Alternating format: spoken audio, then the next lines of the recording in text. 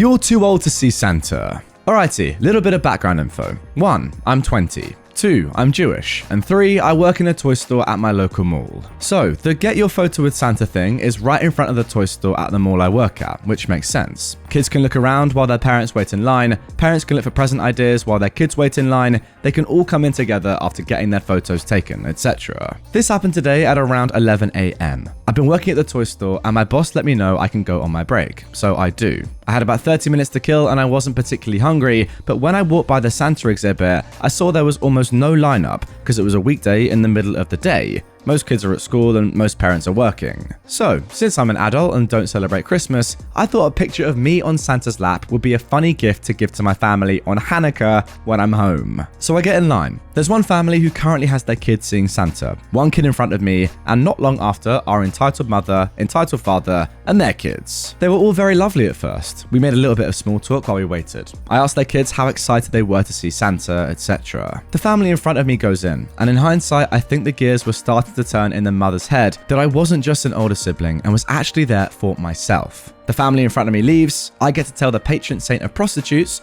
no, seriously, look it up, what I want for the holiday I don't celebrate, and I get my pictures. And yes, I will include it in the comments. Wow, looking forward to that. I go back to work and clock back in, because even without the lineup, just waiting for 2 families and getting the pictures printed and paid for took most of my lunch break. And a few minutes later, the family from before comes in. The kids go off to look at toys, I give them a friendly little hi again, and I'm met with a very cold-hearted hello from the mother. Our store wasn't very busy either, given the day of the week and time of day, so while they browsed, I was showing my co-workers and boss the pictures that I got for poops and giggles, and the mum stomps over like I just pooed in her figgy pudding. I'm sorry, I just think it's very rude and immature to keep my kids waiting longer just for a joke. There was no wait, at least not to see Santa, I said.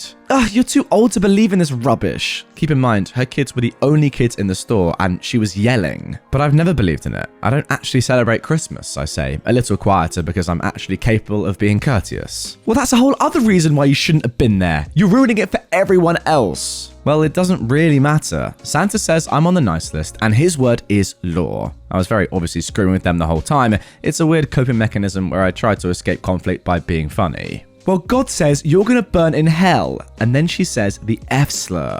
I'm Jewish, we don't have hell. Now, this isn't entirely true, I don't think. I'm not particularly religious, but I know some sects of Judaism say we don't have a hell. Others believe that it's more of a temporary thing, where you spend some time atoning and then get to go to heaven. I was just using the best comeback I could think of. Then my boss gets involved. Alright, I'm gonna need you to leave if you're gonna keep harassing my employee. The kids come back to find their parents. One asked if they could have one of the candy canes we have on our checkout counter. The mum said no. I said they were free and to go ahead. Both kids took a candy cane because free candy totally outweighs their mother's word, which is actually kind of a scary thought without context. The mum stared daggers at me, called me a name that rhymes with bike as they left, and I just smirked and gave a very happy Merry Christmas. My boss and co-workers are still laughing about it with me as I write this. We call them Kanye's parents for, well, obvious reasons. And here we go. Here we have the picture of OP with Santa. I mean, look, yeah, it's a bit funny, especially given the context of them not believing in Santa, obviously, and not being even Christian or whatever, you know, celebrating Hanukkah.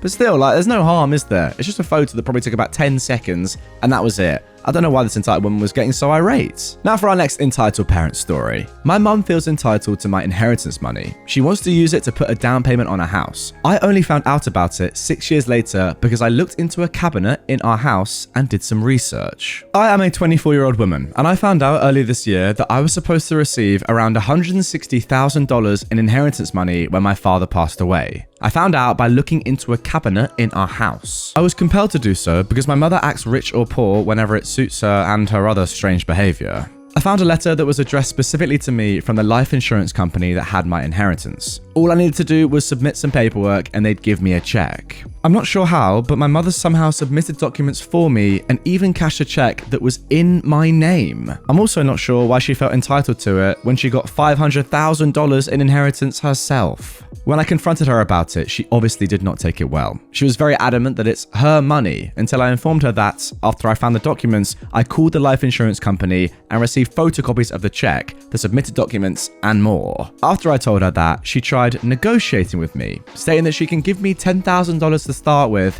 and then $2,000 every month. I said no. I said she's going to guilt me into delaying her payments if we go that route. She tells me that she'll be homeless if I get all the money at once. I eventually make her show me her bank statements. As far as I know, she has around $330,000. In addition, she's been making 6 figures with her job for the past 3 years. Homeless my butt. I told her I need a good amount of money if I want to have any chance of moving out. I wanted to move out with my friend, but my mum took way too long to give me any money. I received $50,000 from her. Like a week or so later, she started asking if she could borrow $20,000 for a month. She said she needs it in her bank account so that the lender can approve of the condo or house she wants to buy. She asked if I would be okay, and I stupidly told her that I'd be getting grants from school too. She then wanted to borrow $20,000 on top of the grant money by passive-aggressively mentioning it whenever she could. A few weeks later, she forced me to go with her to the bank to withdraw $20,000. This was on October the 3rd. On November 23rd, I asked her to give me $2,000. I told her it's been almost 2 months and I want a portion of it back via text. She gives me the silent treatment, in text and in person. The next day, I try calling her and she starts crying hysterically, saying, "I knew I shouldn't have trusted you with money. What are you doing? Drugs? Are you gambling? Why are you so mean? You ruined my holiday. You've ruined my life. You're abnormal. You're just doing this because you're behind in your life and you're desperate. You don't have utilities to pay for. I spent so much money on food the past month." I'm not exaggerating when I say I've never told her to buy me food or make me food,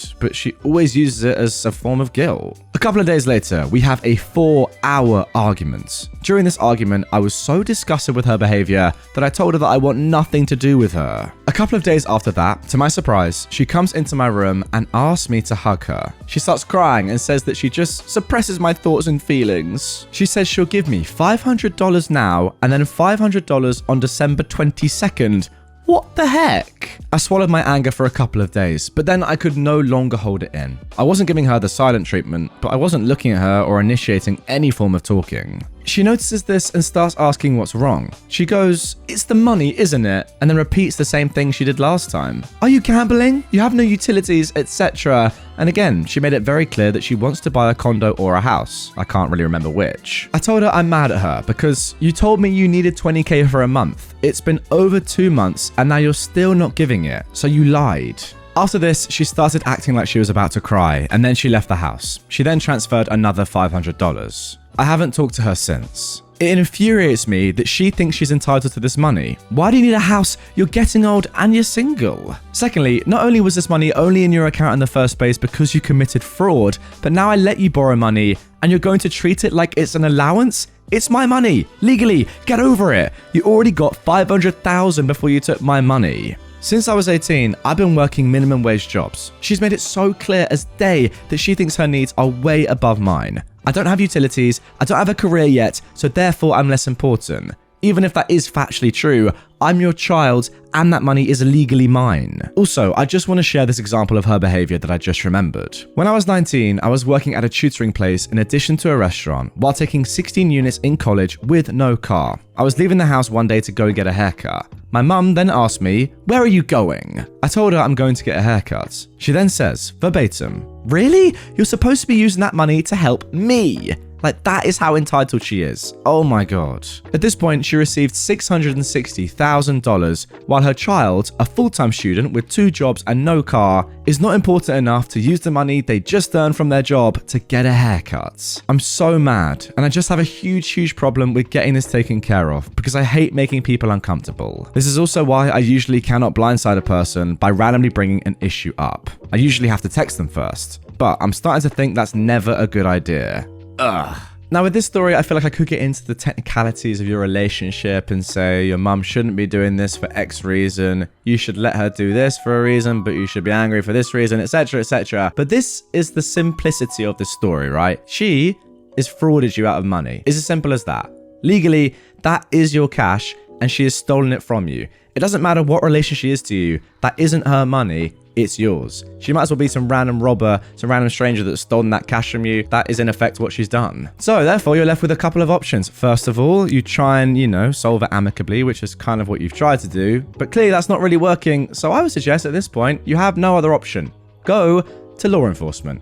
Get your cash. If you want it that badly, which I'm sure you do. Like, you just have to sue her at this point, right? She's falsified documents, stolen your money, no other option. press charges. And look, I get it, it's tough because she is your mother, and obviously you would never want a situation like this to happen, but it's already gone too far. Like, there's insurance fraud there's identity theft, there's so much going on. At the end of the day, you need to get your money back. So yes, sue her. Now, before we get into our next story, I have a very special announcement for you. After an insane amount of demand from you guys, I'm delighted to say that I've released some limited edition Not Today Karen merch. Picture this, you're out and about in the streets and a wild Karen appears and starts confronting you. What do? Well, normally you have to talk to a witch like this. However, get one of these t-shirts or hoodies on, and all you have to do is simply point to it, laugh, and walk away. How easy is that? The link is down in the description if you like what you see. Go ahead, check the stuff out. I think they'd make a great Christmas present or even just a little gift for yourself. As always, it's official stuff from the very best supplier, so the quality is unmatched, and it's one of the best ways to support me and the channel. With that being said, let's carry on. My daughter decks an entitled mum over a toy. So, I didn't think these stories were real. I always thought they were over-exaggerated, and these entitled mums couldn't possibly be real. Well, enter this entitled woman who entered our lives today. So, with a big lit-up holiday centered around a fat man in a red suit and a baby being born, my kids needed to buy presents for their friends. With the entire family being sick for most of December, we finally got to a store.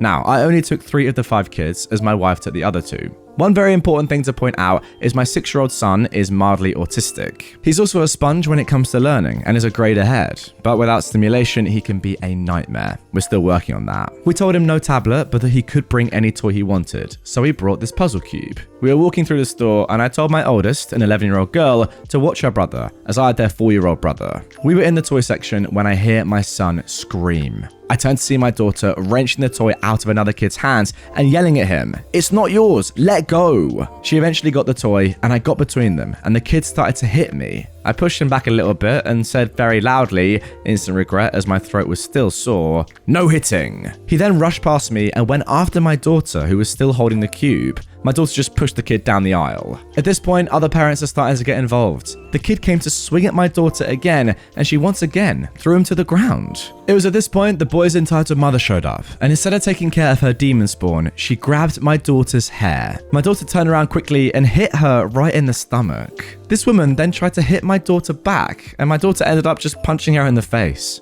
The chaos ended, and it wasn't until this point that I could actually see all that was going on. I was busy restraining the little devil. My sons were being looked after by a very nice lady, and the entitled mum was sitting on the floor crying. It was then I heard a deep James Earl Jones kind of voice come from behind me, saying, "Hey Mac, let me take care of that." I didn't understand what he meant, so I just responded, "What?" And he replied, "That's my son, and that, stop crying, you started this mess, is my wife." She looked up at him and yelled something obscene, and he very calmly said, "Get up, apologize, and maybe they won't press charges." She snapped with, "You're a trashy husband." In the aftermath, a lot happened, so I'll just sum it up. The police were called, cameras were looked at. The entitled mum was arrested for assaulting a minor. The demon spawn was forced by his father to apologize to everyone. The manager apologized to the point I got annoyed, and the manager gave us a discount on our order. Oh, and remember the nice lady? Well, she is a special education teacher, so that was lucky. And finally, my daughter was allowed to get a game of her choice because daddy is proud of her. I also just wanted to add, my daughter has been boxing for about 3 years now. She'll be entering her first real 6-round match in 2 months. The dad was apparently just biding his time to divorce his wife. He was waiting to make sure that when he did, he would get full custody. He never thought, though, that she would pull a stunt like she did yesterday. Now, reading this, you may not be able to realize that this all happened in less than 5 minutes. I took my eye off my daughter for about a second to grab the demon spawn to stop him from hitting people when the entitled mum grabbed my daughter. The 2 punches were very quick. And finally, one more update. Alright, I just got back from the police station with my daughter. We had to do some quick paperwork and verify we agree with their official timeline of events.